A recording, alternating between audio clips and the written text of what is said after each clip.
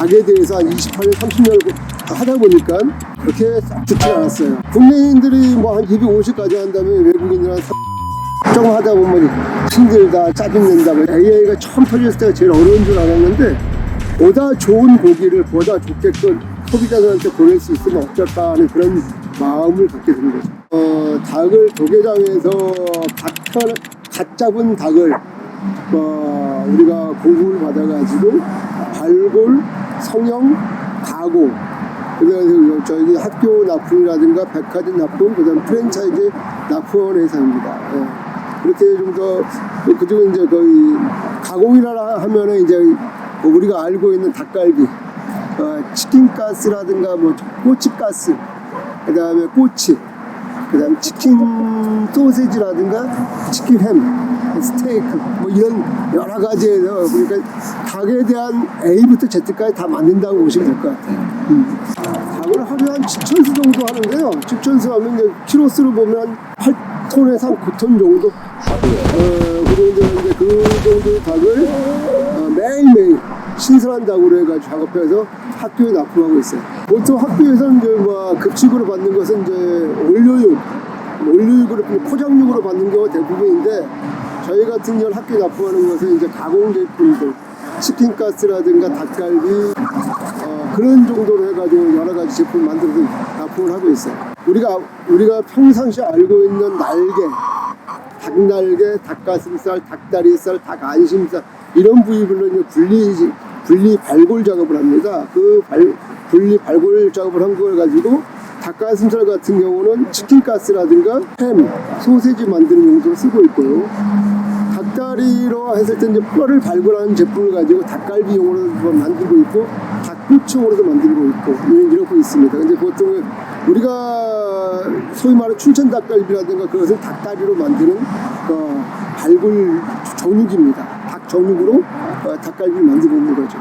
오늘 그까지 뛰어놀던 놈들이 내일 아침에 우리 그 작업장 도마에 올라와 있습니다.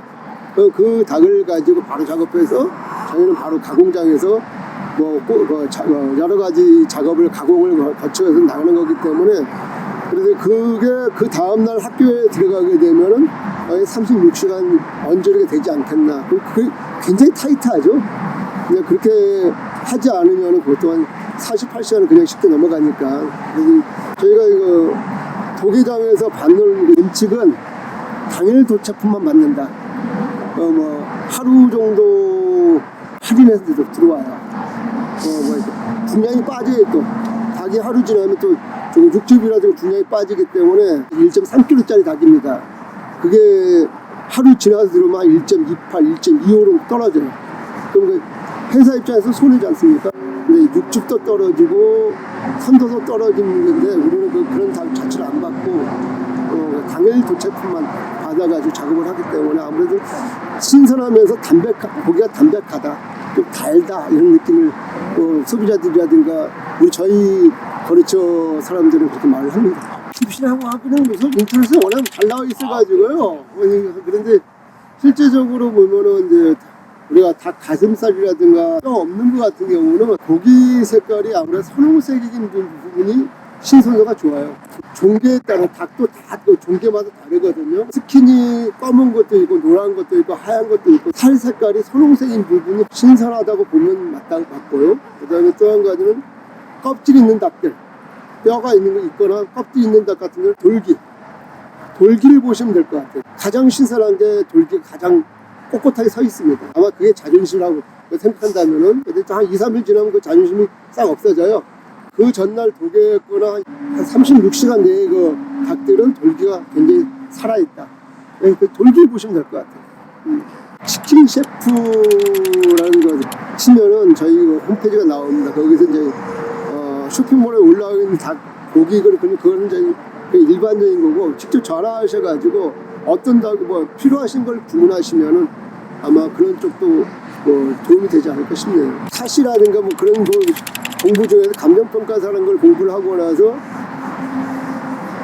준비 발표 과정에서 이업에 들어왔는데 들어와서 여기까지 들어오게 된 거죠. 그러니까 무슨 특별한 뭐 소명 의식이라든가 사명 의식 갖고 얘기를 한 건 아닌데 어쩌다 보니까 또 닭에 대해서 한 28년, 30년을 하다 보니까 거기서 또 소명 의식이 생기고 사명 의식이 생기네요. 제가 아마 닭고기 업계에 들어왔을 때는 닭고기라는 그 업체들 위생 시설이라든가 그런 게 그렇게 썩 좋진 않았어요. 물론 우리가 알고 있는 돼지고기, 소고기 같은 그런 육가공 업체들보다는 닭고기 공장들이 그렇게 썩 낙후된 시설을 갖고 있었죠. 그래서 이런 회사에서 여기가 틈새 시장이 될 수 있겠다.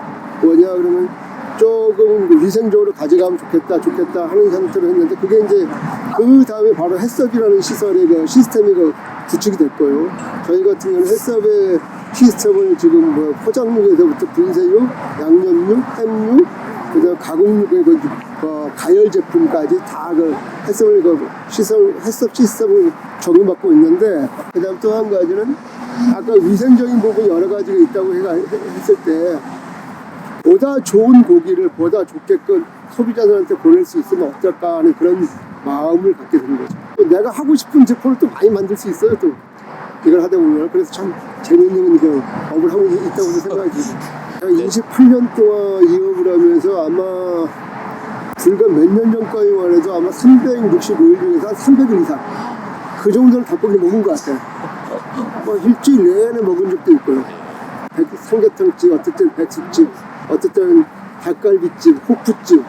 닭갈비도 또 여러 가지가 있지 않습니까? 또 그런 좀 숯불 닭갈비, 그다음 철판 닭갈비 이런 것도 있고, 그다음 대장탕 같은 것도 먹어보고 아니 안 먹어본 것 같아요. 그런데도 안 질려요. 이렇게까지 오래 있을 줄 몰랐는데 생각해보니까 제 지금 반평생 제 나이 반평 절반이 이 업에 있었네요. 네, 지금 우리가 28년 되면서 직원들이 하는 3분의 2는 국내인이고 3분의 1이 원래 그 외부 근로자들이 좀 차지했었는데 아마 가면 갈수록 이어지는 게 지금은 3분의 2가 외국인들, 그러니까 외국인들 중에서도 이제 다문화 가정도 있고요. 그 다음에 고용노동부에서 추천해 주신 그 인력들도 있고 3분의 2는 외국인, 3분의 1은 국내인 이렇게 아마 된 것 같아요. 가장 어렵죠. 뭐 제일 어려운 것은 외국인들 같은 경우는 뭐 다는 걸 다 무조건 100% 다라 할 수는 없겠지만 아마 책임의식적인 부분이 아무래도 조금 결여된 부분도 없잖아요. 있고요. 그 다음에 또 한 가지는 그 친구들한테 비용적인 부분에 대해서 얼마만큼 충분히 갤런티를 해줘야 되는 거. 우리가 알고 있는 최저임금이라고 하지만 최저임금 플러스 기숙사비, 그다음에 식비, 교통비 그러다 보니까 법정 52시간 내에서 최대한 그 친구들한테 가져갈 수 있는 돈을 만들어줘야 된다는 거. 그게 가장 어려워요. 그러니까 국민들은 업무 시간에 이 친구들도 우리도 야근을 하고 싶다. 그래서 야근을 안 하고 정규 시간을 끝내요. 일부러. 그 다음에 그 나머지 야근 시간을 외국인들한테 그 친구들한테 할당을 하는 거죠. 그러니까 결과적으로는 국내인들이 뭐 한 250 가져간다면 외국인들은 한 350, 400을 가져가는 그런 구조다. 지속적으로 못해요. 조금 하다 보면 힘들다, 짜증낸다. 왜냐면 연세들이 있어가지고. 근데 외국인들은 아무래도 이제 젊은 친구들이다 보니까 그런 쪽에서는 좀 강점이 있죠.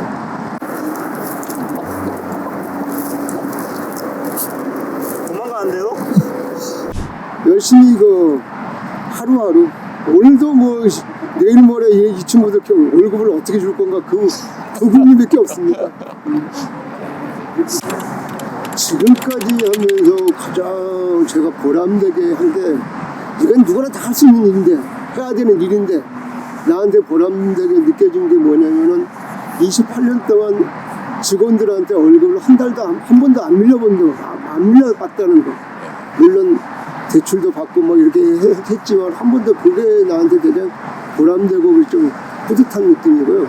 그리고 제일 어려웠던 것은 저는 옛날에 AI가 처음 터졌을 때가 제일 어려운 줄 알았는데 코로나 시대가 28년 동안 가장 어려웠던 것 같아요.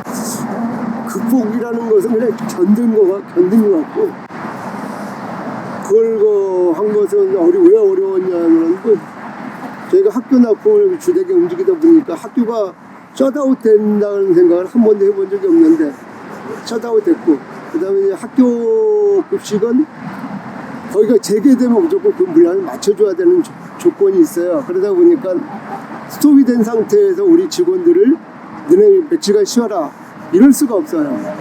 왜냐면은 오늘 발주가 들은 그 발주량 맞추기 위해서 그 직원들 돌려야 되기 때문에. 근데 코로나는 그게 오늘 내일 모레 하다 보니까 2년 6개월이 됐네요. 2년 6개월 동안 뭐 월급은 월급대로 나가고 그 사람들이 그냥 나오면 뭐 할까 놀 수는 없지 않습니까? 그래서 이제 그 상태에서 작업을 하다 보니까 그 작업한 게 매출로 이루어지지 않으니까 냉동으로 들어가고 그 냉동으로 들어가는 금액과 월급을 나가는 돈. 지금도 생각하면 어떻게 버텼는지, 왜 깡으로 버텼는지 그건 좀 눈물 납니다. 그건 솔직하게. 저희 같은 경우는 지금 둘이서 이제 포천으로 인사를 준비를 하고 있어요.